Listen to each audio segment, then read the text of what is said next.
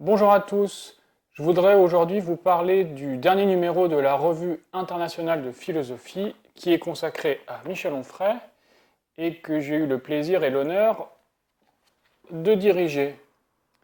La Revue internationale de philosophie, donc c'est une revue qui a été fondée en 1938, une vieille revue académique, universitaire, qui est actuellement dirigée par le philosophe Michel Meyer, que je salue au passage, et qui consacre ses numéros à des thématiques ou à des philosophes classiques ou contemporains. C'est une revue trimestrielle, donc.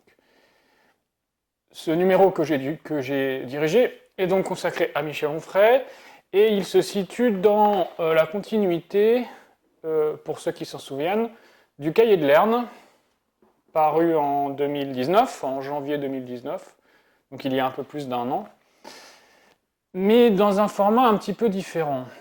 Le Cahier de Lerne contenait à peu près une quarantaine de contributions, en général des formats plutôt courts. Là, on a dans ce numéro de la Revue internationale de philosophie, on a 5 articles d'une vingtaine de pages chacun, donc qui permettent de bien approfondir un thème ou une problématique. Rapidement, le sommaire. On a d'abord un article de Joël Boudaroua sur la figure du Christ dans l'œuvre de Michel Onfray.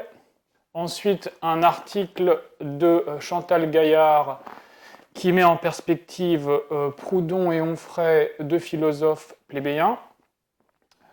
Ensuite, un article d'un contributeur qui n'avait pas contribué au Cahier de Lerne, Jacques Glaise, qui a fait un texte sur éthique et esthétique du corps dans les écrits de jeunesse d'Onfray. Ensuite, quatrième article, article de Pierre Hébert-Suffren, un grand spécialiste du Zarathustra de Nietzsche, qui consacre son article à la lecture que propose Michel Onfray d'Ainsi parlait Zarathustra. Et il essaye d'en montrer à la fois la cohérence, la pertinence et l'originalité. Le cinquième article, c'est un article de votre serviteur sur le thème du néant dans la pensée d'Onfray, et j'essaye de montrer en quoi cette thématique du néant est centrale dans la pensée et dans l'œuvre d'Onfray, et en quoi elle constitue en quelque sorte la clé de voûte de toute sa pensée.